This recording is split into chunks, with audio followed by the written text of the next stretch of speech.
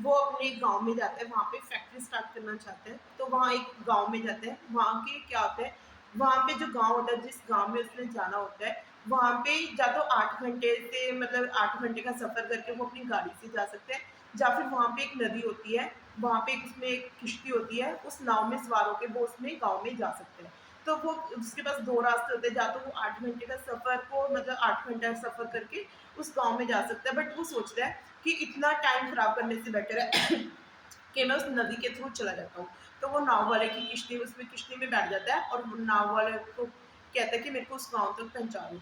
तो वो नाव वाले को कहता है, जब उस वो किश्ती इतनी छोटी होती है कि मतलब वो उसमें सिर्फ़ 2 ही लोग होते हैं, किश्ती चलाने वाला होता है, वो बिज़नेसमैन होता है। तो बिज़नेसमैन उस नाव वाले को कहता है, "क्या तुम मेरे को जानते हो कि मैं कौन हूँ?" वो कहता है, "नहीं सर।" वो कहता है, हर आए दिन मेरी अखबार में फ़ोटो छपती है, क्या तुमने कभी अखबार नहीं पढ़ा?" वो कहता है, "मेरे को नहीं पता कि अखबार किसको कहते हैं।" तो वो हँसने लग जाता है कि तुम्हें इतना भी नहीं पता कि अखबार किसको कहते हैं।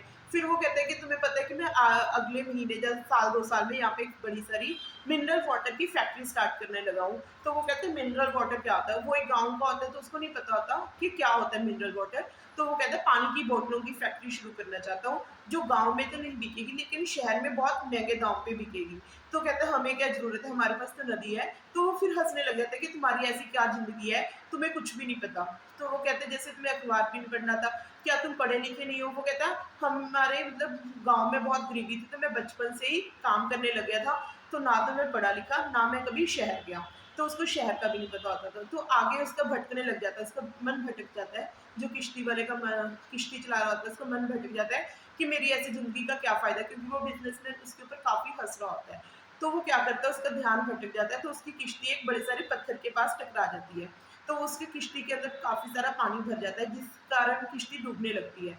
तो वो उसको कहता है, छलांग लगाने लगता है जब उसके अंदर, तो वो उसको कहते हैं बिज़नेसमैन को कि तुम्हें तैरना तो आता होगा बाबूजी? वो कहता है नहीं मेरे को तैरना तो नहीं आता। तो वो कहता है किश्ती चलाने वाला, कहता क्या आपकी ज़िंदगी का क्या फ़ायदा जो अपने आप को भी नहीं बचा सका? तो ऐसे शहर का क्या फ़ायदा जो किसी भी चीज़ का क्या फ़ायदा जो अपने आप को ही नहीं बचा सका? तो वो उसके ऊपर हँसने लग जाता है, तो उसको पछतावा होता है। तो वो कहता है कि मेरे को तैरना भी आता है और सिर्फ़ ये नहीं है कि मेरे को सिर्फ़ तैरना आता है, मैं डूबते होके बचाना भी आता है। तो आप मेरे को कस के पकड़ के रखो, मैं आपको आपकी जान बचा दूँगा और मैं आपको सही सलामत बाहर नदी से बाहर निकाल दूँगा।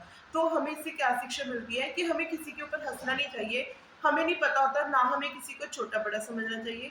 हमें नहीं पता होता कि हमें किस वक़्त किसकी ज़रूरत पड़ने वाली है। चाहे आपको सारी चीज़ें हैं आपके पास, सारी कंफर्टेबल है, सारा कुछ है, बट हमें नहीं पता होता हमें किस छोटे से छोटे इंसान की ज़रूरत पड़ जाती है, बड़े से बड़े इंसान की। तो हमें कभी भी अपने ऊपर ईगो नहीं रखनी चाहिए कि हमारे अंदर ये क्वालिटी है, ये नहीं है। हो सकता है किसी के अंदर कोई क्वालिटी ना हो, बट हमें उसकी भी एक टाइम पे ज़रूरत पड़ जाती है।